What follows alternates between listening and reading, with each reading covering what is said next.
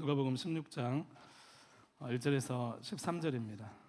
누가복음 16장 1절에서 13절 우리 한 절씩 교독하겠습니다. 또한 제자들에게 이르시되 어떤 부자에게 청지기가 있는데 그가 주인의 소유를 낭비한다는 말이 그 주인에게 들린지라.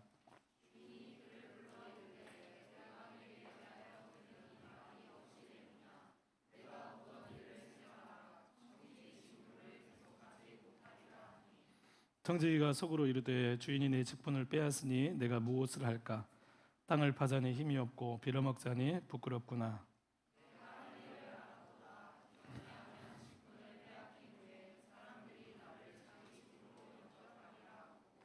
주인에게 빚진 자를 일일이 불러다가 먼저 온 자에게 이르되 내가 내 주인에게 얼마를 빚졌느냐?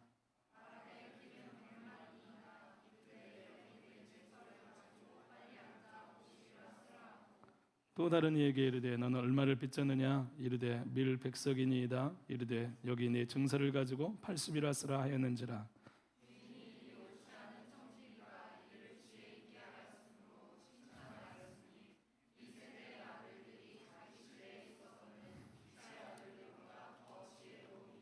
내가 너희에게 말하노니 불의의 재물로 친구를 사귀라. 그리하면 그 재물이 없어질 때에 그들이 너희를 영주할 처소로 영접하리라.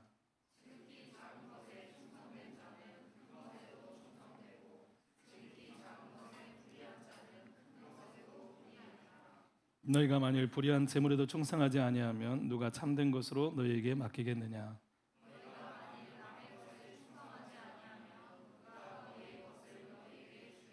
같이요.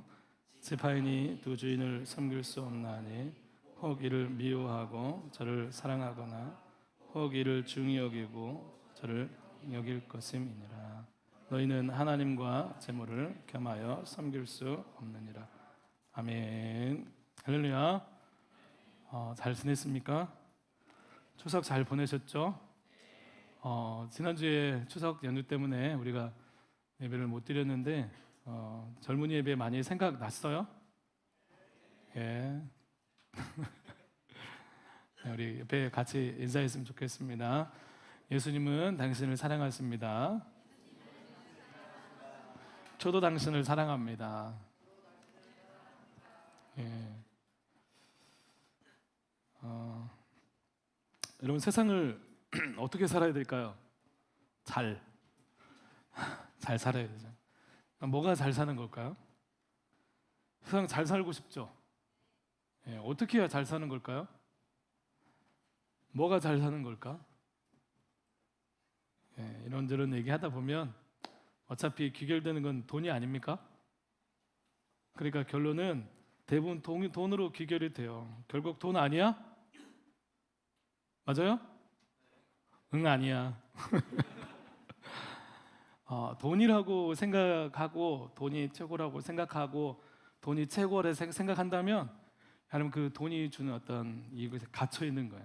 여러분 돈이 최고가 아닙니다.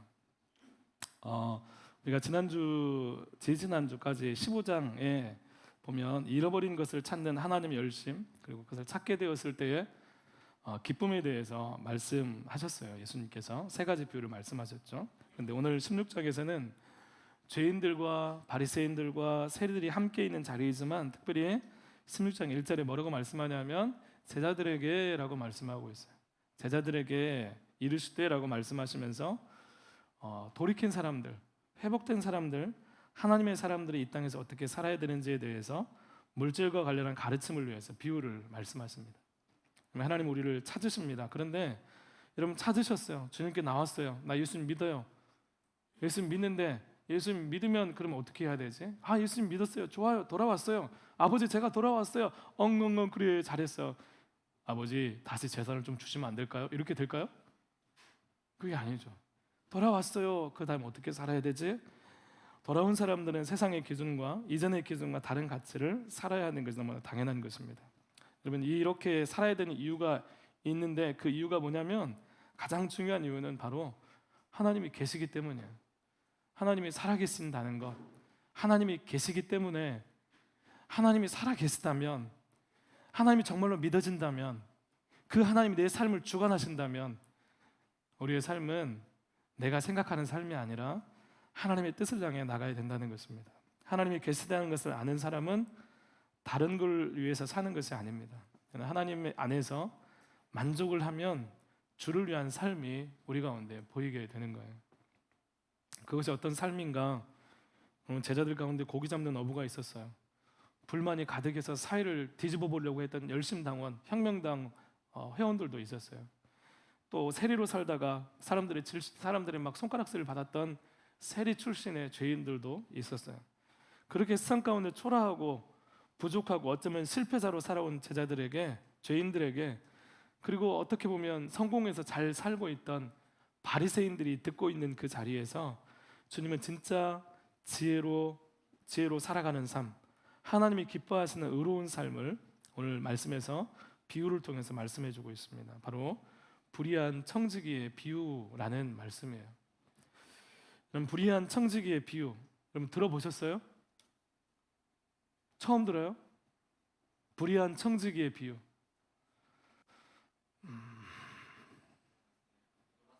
한 주를 쉬어서 그런가? 불의한 청지기의 비유라는 비유가 있어요. 근데 이 불의한 청지기의 비유는 해석하기가 너무 힘들어요. 여러 신학자들과 목사님들이 해석을 하는데 해석이 다 달라. 심지어 우리 교재도 달라. 목사님이 교재 보고 나서 이런 해석은 또 처음 봤어요. 그래서 뭐지? 뭐 하는데 이 사람 이 얘기하고 저 사람 저 얘기하고 막 이렇게 해석이 달라요. 그런데 정말 은혜롭게 해석을 하는데 가다가 딱 보면 앞뒤가 안 맞아요. 이게 정말 좋은 말인데 앞뒤가 안 맞거나 예수님이 정말 이렇게 말씀하셨을까 하는 생각이 들게 하는 해석을 합니다. 이런 난점들을 해석하기 위해서 이제 아마 이랬을까 하면서 더 깊이 들어가요. 그러면 한번 생각해 보세요. 예수님께서 비유로 말씀하신 이유가 뭘까? 알아듣게 하기 위해서. 근데 깊이 들어가요. 더 어려워지는 거야. 뭐지? 이거 미안.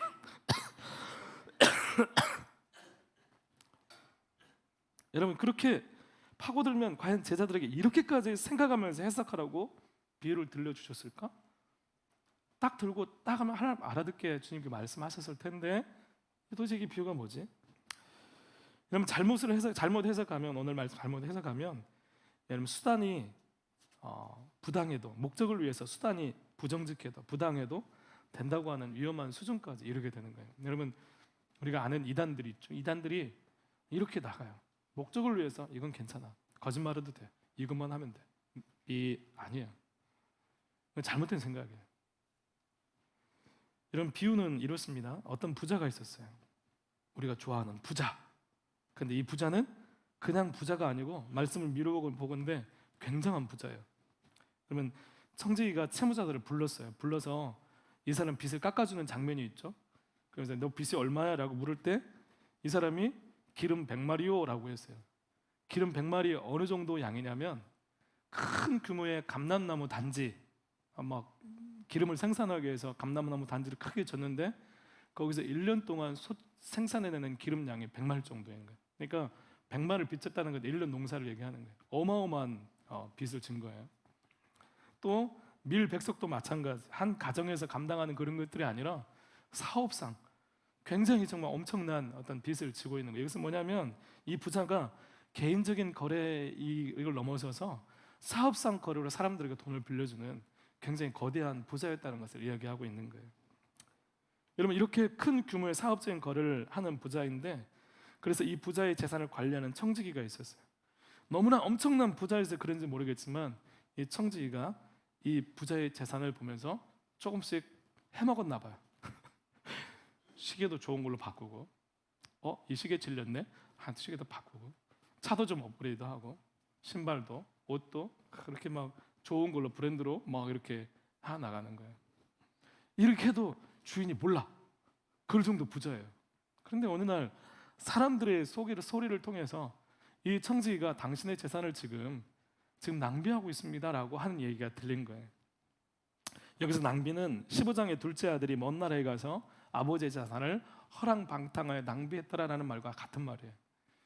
이 재산을 다 낭비해버린 거예요. 이 청지기는 주인의 재산을 마치 자기인 것인 양, 자기가 써도 되는 것인 양, 그렇게 이 주인의 재산을 생각하고 있었던 거예요. 여러분, 이때 주인이 청지기를 부릅니다. 그러면서 뭐라고 얘기를 하냐면 여러분 같으면 그 얘기를 들었을 때 어떻게 했을 것 같아요? 여러분, 재산을 낭비한다는 그 청지기를 딱 알게 됐어요. 어떻게 할 거예요? 신고해, 잡아가고 조폭을 불러다가 너 왜 그랬어요? 이리 와. 그동안 다 토해내. 언제까지 토해내? 아마 이렇게 재산을 되찾기 위해서 뭐 여러 가지 생각들, 또 갚아라 뭐 이런 얘기를 했었을 것 같아요. 그런데 이 주인은 보던 일을 정리해라. 더 이상 너는 청지기의 직무를 감당하지 못할 것이다 라고 통보를 합니다. 신기하도 주인은 그 청지기를 해고하는 것에서 그칠 뿐 아니라 그 모든 일을 정리할 시간까지 주고 있어요. 여러분, 그 시간에 청지기는 생각을 합니다. 임박한 해고의 날이 오기 전에 자기의 살 길을 모색하기 시작합니다. 청지기를 그만두면 어떡하지? 내가 일을 해야 될 텐데. 지금 나이가 몇 살인데. 가서 노동일을 하고 땅을 파고 너무 힘들 것 같은데. 안 돼. 난 그런 일 할 수 없어. 그럼 어떡하지? 집집마다 이렇게 돌아다니면서 누구한테 빌리고 구걸하고 그렇게 해야 되나? 그럼 너무 부끄러운데. 내 체면이 있지. 뭐 이런저런 연구를 하다가 갑자기 무릎을 탁 치면서 기발한 생각 한 가지를 생각해 냅니다. 그건 뭐냐면, 지금 청지기 직무가 끝나기 전 자신의 권한을 10분 이용해서 사람들이 자신을 자기 집에 영접할 의무를 지우게 하는 것이었어요. 여러분, 신세를 지면 갚는 것이 의무고 미덕처럼 여겨지는 사회가 유대 사회였어요. 한번 신세를 지면 그 사람의 은덕을 반드시 갚아야 돼요. 그게 그 사회의 어떤 불문율이었어요.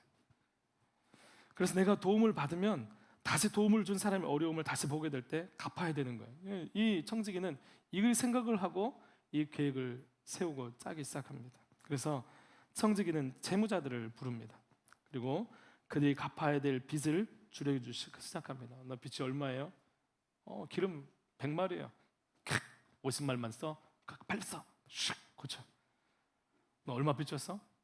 밀 100마리야. 80말 고쳐. 얼마야? 그것도 깎아줄게. 다 이렇게 깎는 거예요. 그래서 이 여러 사람들에게 엄청난 금액을 청지기의 권한으로 깎아주는 거예요. 여러분, 100만 원에서 20만 원 깎아줘 이런 정도가 아니에요. 몇 억에서 절반을 깎아주고 또 받아야 할 어떤 엄청난 금액에서 깎아가지고 이렇게 주인의 재산을 낭비하고 있는 것입니다. 여러분, 이 엄청난 금액을 자신의 권한으로 깎아주는 겁니다. 무엇을 위해서 깎아주는 거예요? 자, 이 청지기가 빚진 자들을 사랑했어요? 빚진 자들을 염려했어요? 그래, 너무 좋은데? 이 빚진 자들이 너무나 긍휼히 여겨서 내가 이렇게 하면 얘들이 이렇게 돌아와서 막 좋은 일을 하겠지? 그러기 위해서 그런 게 아니에요. 이 청지기의 목적이 있었어요. 내가 이 직무를 잃고 난 후에 내가 좀 편하게 살고 싶어. 이 사람 나를 자기 집으로 맞아들이도록 하고 싶어. 그 목적 때문에 계속 빚을 깎아준 거예요. 여러분, 자기가 해고되고 갈 곳이 없을 때 자신을 받아주게끔 미리 손을 쓰고 있는 것입니다. 여러분, 청지기는 주인의 재산을 낭비했을 뿐만 아니라 철저하게 자기를 위해서 주인의 빚 문서까지 수정을 해버립니다. 제정신일까요? 제정신이 아니죠.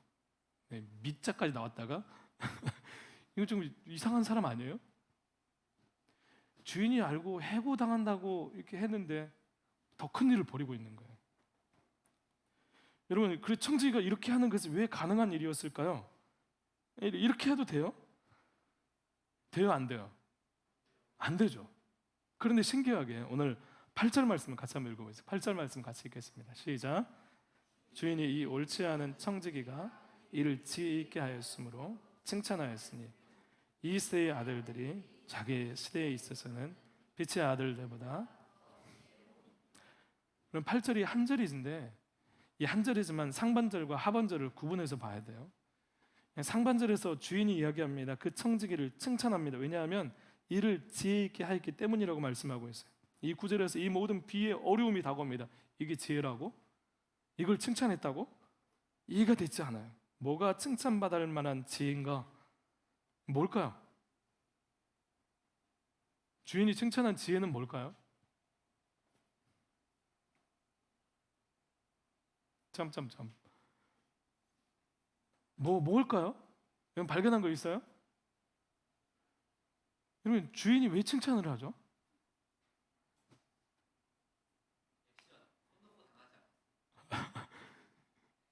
일단 좋아요.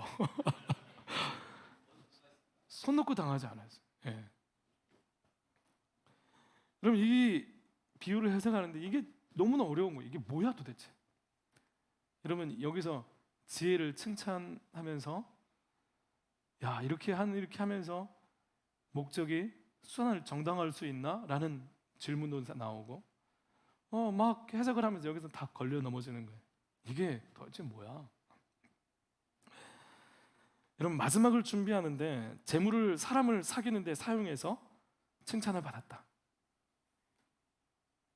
이전에 이 청지기는 물질이 가치였는데 이제는 사람의 관계를 얻어서 칭찬을 받았다. 이렇게 얘기하는 사람도 있고요. 맞아요? 맞는 것 같아요?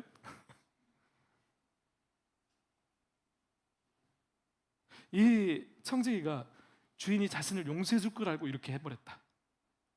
주인은 너무나 너그러워서 이 주인은 청지기를 의지하면서 청지기는 주인의 너그러움에 기대어서 이런 일을 벌였다 라고 해석하는 경우도 있습니다. 여러분 수단은 안 좋지만 결국 서류 위조가 성공했으니까 이 위기를 벗어나서 잘했다. 그러면 이 일을 통해서 주인의 명망이 높아졌다. 뭐 이런저런 해석들이 있어요. 근데 이 여러 개 얘기했지만 다 아니에요. 아닌 것 같아요. 여러분 청지기가 그렇게 할 수 있었던 이유가 있었어요. 왜 청지기가 이렇게 할 수 있었는가? 여러분 잘 생각해 보세요. 청지기라는 직책이 엄청난 재산을 관리하는데 이 청지기가 어떤 그 빚을 빌리러 온 사람들에게 이유를 정하는데 항상 주인에게 허락받고 막 이렇게 해버리면 일이 진행이 될까 안 될까요? 엄청난 규모인데 이 청지기는 이자를 조율할 수 있는 권한이 어느 정도 있었던 거예요. 그래서 이 청지기는 그 권한을 사용을 한 거예요. 자기가 권한에 따라서 이유를 조정하는 일들은 청지기의 권한이었어요.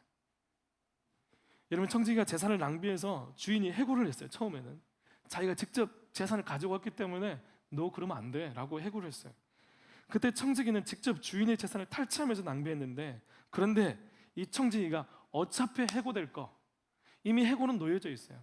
이제 다가오게 되어 있어요. 어차피 주인의 재산을 낭비한 것으로 해고가 되는데 이번에는 자기가 직접 가져가는 것이 아니라 해고되기 전에 청지기로서 주어진 이 권한을 이용해서 이자를 조절하면서 다른 사람의 빚을 깎아주면서 주인의 재산을 낭비합니다.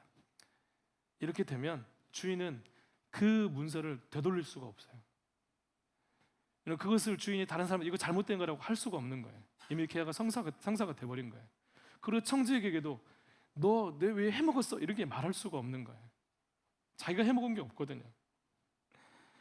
여러분 이렇게 조절하면서 빚을 깎아주고 자기는 이 사람들의 신망을 얻고 주인은 낭비하고 주인은 아무 말도 못하고 그냥 이 청지기를 해고하는 것밖에 할 수 있는 게 없는 거예요. 여러분 이때 주인이 할 수 있는 일이 없어요. 이 주인은 이 불의한 이 청지기가 너무나 불의하다는 걸 알고 있어요. 이 청지기는 불의해. 이 불의한 청지기가 지혜롭게 일을 했다 이렇게 말하고 있습니다. 그런데 주인도 어쩌지 못하도록 청지기가 자신의 미래를 그렇게 준비한 것을 보고 기가 막힌 거예요. 여러분 주인이 할 수 있는 거? 야, 너 진짜 기가 찬 거예요. 다른 공동번역 성경에는 이 청지기의 지혜를 청지기가 약삭빠르다라고 얘기를 하고 있습니다. 이 말씀은 여러분 그 기가 막힌 판이 짜여진 아무것도 주인이 손댈 수 없는 그 모습을 보고 이 주인이 이 청지기의 일들을 칭찬한 거예요. 여러분 그리고 그 칭찬은 정말 잘했다는 칭찬이 아니라는 거예요. 여러분 여기까지가 주인의 말이에요. 그러면서 하반절에 말씀합니다. 하반절은 주님께서 말씀하신 내용이에요. 주님께서 뭐라고 말씀하시냐면 이 시대의 아들들이 자기 시대에 있었던 빛의 아들들보다 더 지혜롭다라고 말씀하고 있어요. 여러분, 이 말이 무슨 말이에요? 너희도 저렇게 살아라. 너도 그런 지혜를 가지고 세상에서 욕을 먹어도 아무도 건들지 못하게 그런 지혜로 살아라, 이런 말씀일까요? 너희들 왜 이렇게 미련하니? 청지기를 봐. 이 청지기가 엄청 지혜롭잖아. 너희도 이런 지혜를 따라가 살아가야 돼 라고 주님 말씀하시는 걸까요? 그게 아니에요. 미래를 준비하는 청지기의 모습 속에서 우리가 캐치하고 깨달을 부분도 분명히 있을 거예요. 그런데 주님의 말씀은 그런 말씀이 아니에요. 이 세대의 아들들은 세상 사람들을 말합니다. 그 시대의 지배를 받는 사람들, 그 시대의 기준으로 살아가는 사람들입니다. 그 시대만을 바라보면서 살아가는 사람들은 그 세상을 더 잘 살기 위해서 하나님의 자녀들보다 그 시대를 어떤 면에서 오히려 더 지혜롭게 살더라, 그 모습을 말씀한 거예요. 여러분, 세상을 살아가는 하나님 믿지 않는 사람들은 세상을 어떤 면에서 우리보다 더 지혜롭게 살아갑니다. 여러분, 그렇게 지혜롭게 엄청난 지혜를 가지고 살아갈더라. 그런데 그 시대의 관점에서 비추어 보면 그게 지혜처럼 보일 수 있다라고 말씀하시는 거예요. 여러분, 돈 버는 방법에 대해서는 몇 가지를 알고 계세요? 목사님은 주식도 잘 모르고 코인도 잘 몰라요. 로또도 한 번도 안 사봤어요. 사보고 싶어요. 근데 사고 나서 막상 되면 어떡하지? 자랑할 수도 없고, 야, 내가 로또 됐다! 그럼 뭐라고 할 거 아니에요? 와, 목사님 이상한 사람이네. 부동산도 잘 몰라요. 그런데 목사님 보니까 목사님 그걸 잘 모르는데 세상 사람들은 돈 버는 방법을 엄청나게 많이 아는 것 같아요. 야, 기가 막히게 생각지 못한 방법으로 막 돈을 벌어요. 뭐 하면 막 돈을 벌고 막 차도 바꾸고 돈도 모이고 세상을 즐겁게 재미있게 때론 법을 피해가면서 교묘하게 너무나 대단하게 사는 사람들도 있습니다. 사람들은 그런 감추어진 것을 보고 그가 되어진 것을 보면서 대단하게 보고 부럽게 생각하기도 합니다. 여러분, 유튜버들 있잖아요. 유튜버들도 돈 잘 벌죠. 100만 유튜버 되고 막, 와, 진짜 대단한 사람, 기발한 사람들 굉장히 많은 것 같아요. 사고 싶은 거 다 사고 가고 싶은 거 다 가고 세상은 저렇게 살아야 되는데 라고 부러워하기도 합니다. 여러분, 세상을 사는 다양한 엄청난 길들이 많은 것 같은데 사람들은 그렇게 잘 사는 것 같은데 나는 안 그래요. 그 모습 보면 나는 왜 저러지? 나는 왜 저렇게 못하지? 나한테는 왜 길이 좁지? 왜 이렇게 어렵지? 그렇게 살고 있는데 예수님께서 말씀하시는 거예요. 예수님께서 원래 세상 사람들이 더 지혜로워 라고 말씀하고 있는 거예요. 여러분, 그들은 실패한 제자들이 있어요. 죄인들이 있어요. 세상을 힘기게 살아가는 사람들이 있어요. 실패하고 돌아온 예수님께 돌아온 사람들이 있어요. 주님, 저는 부족해요. 너무 주님 말씀하세요. 세상이 원래 그래. 주님 말씀하시는 거예요. 여러분, 그것이 바로 그 시대의 관점으로 그렇다는 것입니다. 우리가 그렇게 살면 안 되는 이유가 뭡니까? 여러분, 돌아온 사람들이기 때문이에요. 여러분, 그런 세상으로부터 하나님께 만족을 추구하는 사람들이기 때문입니다. 그런 우리에게 주님은 그 시대의 관점이 아니라 시대를 초월해서 하나님이 주목하시고 하나님이 기억하시는 진짜 지혜로운 삶, 하나님 앞에 의로운 삶을 살아가는 방법들을 말씀해 주시는데 바로 그 방법이 뭐냐면 불의의 제물로 친구를 사귀라는 것입니다. 불의의 제물로 친구를 사귀라. 불의의 제물이 뭐예요? 불법으로 얻은 돈? 그 말이 아니에요. 여기서 불의의 제물은 뭐냐면 불의한 방법으로 얻은 재물을 말하는 것이 아니라 이 세상, 불의한 이 세상에 속해 있는 재물, 이 땅의 재물, 우리가 흔히 쓰는 모든 세상 가운데 재물을 얘기하는 거예요. 여러분, 그 재물로, 그 사용하는 재물로 모든 사람들이 그 재물의 목적을 두고 그것을 얻기 위해서 살아갑니다. 결국 돈 아니야? 돈을 위해 사는 것이 최고지라고 이 세상은 이미 정해져 있어요. 그 틀에서 사람들은 벗어나지 못해요. 그게 정점에 있어요 라고 사람들은 생각합니다. 그것은 예수님 말씀하실 때 그건 이 세상, 그 시대에 살아가는 사람들의 생각일 뿐이야 라고 말씀하시면서 너희는 그렇게 살지 마라고 말씀하시는 거예요. 그렇게 살지 말고 그 재물로 친구를 사귀면 너에게 놀라운 일이 일어날 거야 라고 말씀하시는 거예요. 여러분, 불의의 재물로 친구를 사귀면 어떤 일이 일어나냐면 모든 재물이 없어질 때 영원한 처소에서 그들을 다시 보게 된다라고 말씀하고 있어요. 여러분, 두 가지를 생각할 수 있습니다. 이런 불의한 재물은 아무리 많아도 언젠가 없어지고 그 효력이 다하는 날이 오게 된다는 거예요. 근데 이 불의의 재물이 영원한 효력, 없어지지 않는 방법이 한 가지가 있어요. 그거 뭐냐면 불의의 재물, 우리가 세상에 재물이 있지만 그 재물이 없어질 날이 와요. 재물이 없어진 내가 사라진 둘 중에 하나는 오는 때가 와요. 그런데 그때가 와도 이 불의의 재물이 효과가 지속되는 그런 한 가지가 있는데 그게 뭐냐면 친구를 사귀는 거예요. 재물로 친구를 사귀는 것입니다. 주님이 어떤 의미로 사귐이라는 단어를 쓰셨는지 여러분 알 수 있습니다. 불의의 재물로 야 내가 뭐 사줄 테니까 내 말 잘 들어, 나 따라야 돼, 야 내가 돈 많으니까 너 이리 와, 내가 사주면 너 말 안 들어? 돈 안 줘? 이런 얘기가 아니라 이 불의의 재물로 이웃을 도우라는 거예요. 구제하라는 거예요. 여러분, 이 재물로 사람들 돕는 일에 쓰라는 것입니다. 언젠가 없어질 재물이지만 구제하고 이웃을 돕는 데 사용할 때 하나님께서 기억하시고 하늘에 상급을 쌓는 일이 불의의 재물로 친구를 사귀는 일을 통해서 가능하다는 것입니다. 또 한 가지는 재물로 친구를 사귈 때 그 일이 거룩한 낭비가 될 때 그것을 통해서 구원의 사건이 일어난다는 것입니다. 영원한 처소로 영접한다는 말은 구제의 행위, 돕는 행위로 구원의 사건이 일어나서 천국에서 그들과 함께 다시 한번 얼굴을 바라보게 되는 날이 있을 것이라고 말씀하는 거예요. 여러분, 믿는 자의 구제는 누군가의 마음을 열고 주님을 영접하게 되는 통로가 되고 이를 통해서 천국에서 제어하고 환대하는 일들이 일어나게 될 것이다 라고 말씀하고 있는 것입니다. 여러분, 재물은 형제를 위해서 이웃을 위해 사용할 때 구원의 통로가 되고 그것은 그냥 낭비가 아니라 하나님이 바라시고 원하시는 거룩한 낭비가 되는 거예요. 여러분, 재물을 어떻게 사용하십니까? 쌓아두고 그 재물을 나를 위해서 뭔가를 위해서 계속해서 추구하게 되면 한도 끝도 없이 여러분 그 재물에 몰입되어서 벗어날 수가 없어요. 여러분, 재물은 항상 부족합니다. 그런데 누군가를 위해서 쓰기 시작하면 재물은 풍성해집니다. 여러분, 이 일이 여러분에게 일어났으면 좋겠어요. 내가 거룩한 낭비를 통해서 누군가를 구원의 길이 열려진다면, 내가 일부를 누군가한테 씀으로써 그 사람의 마음이 열리고 도움을 받을 수 있다면, 여러분 그 재물의 가치가 또 그 재물을 통해서 하나님의 일들이 일어날 수 있다면 여러분 그 일들에 대해서 여러분을 주저하지 않았으면 좋겠습니다. 목사님이 예전에 청년부 이렇게 다른 교회 청년부 할 때 이렇게 하다 보면 어떤 청년들한테 계속 흘러보내는 사람들이 있어요. 내가 볼 때 그 친구가 가난해, 넉넉하지 않아. 근데 자기가 월급을 받고 그 다음에 일정부를 떼어서 누군가를 준비하면서 오늘 갑자기 선물을 주면서 이렇게 하는 거예요.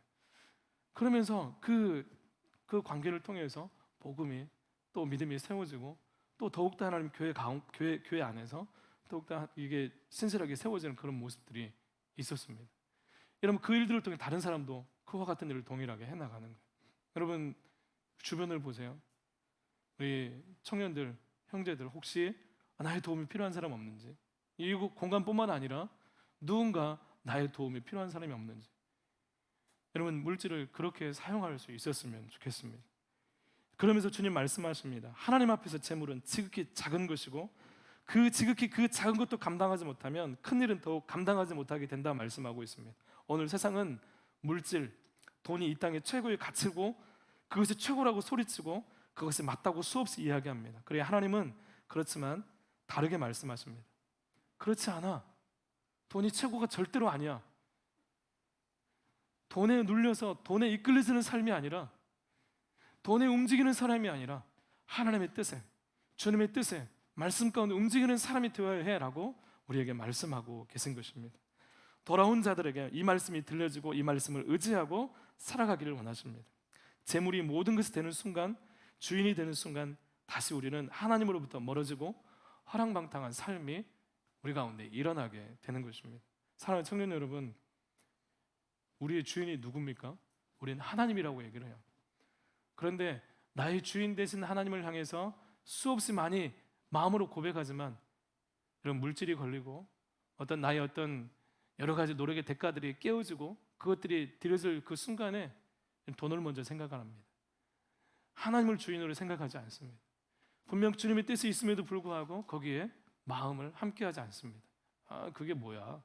이 세상의 가치, 이 세상의 마음으로 그 물질을 대하는 순간 하나님을 주인으로 삼는 그 일들은 절대로 무너지게 된다는 것입니다. 여러분, 불의한 청지기처럼 목적을 위해서 수단을 정당화하는 것이 아니라 오히려 재물의 위치가 어디인지 깨닫고 재물은 내 주인이 아니라 내가 사용하는 재화일 뿐이에요.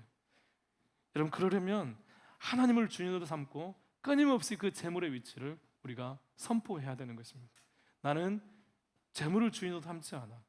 저것은 하나님 주시면 주시는 것이고 저것은 하나님께 달린 것이야. 지극히 작은 것도 충실함으로 그것을 통해 하나님께서 이루어 가신 놀라운 구원의 사역과 일하심을 기대하고 경험하는 우리 모두가 될 수 있기를 바랍니다. 여러분, 세상을 잘 살기 위해서 민첩하고 유능하고 번뜩이는 지혜가 아니라 하나님을 아는 지혜가 여러분에게 먼저 있기를 간절히 소망합니다. 하나님을 인정하고 그 앞에서 무엇이 의로운 삶인지 하나님을 붙드는 삶을 우리에게 살도록 말씀하십니다. 여러분, 헌금이 있습니다. 여러분, 헌금이 뭐라고 생각해요? 여러분, 헌금에 대해서도 여러분 하나님 앞에 헌금 생활을 이어나갔으면 좋겠어요. 여러분, 하나님께서 여러분의 헌금을 너 헌금 안 하면 내가 이렇게 그런 게 아니에요. 헌금 우리의 고백일 뿐이에요.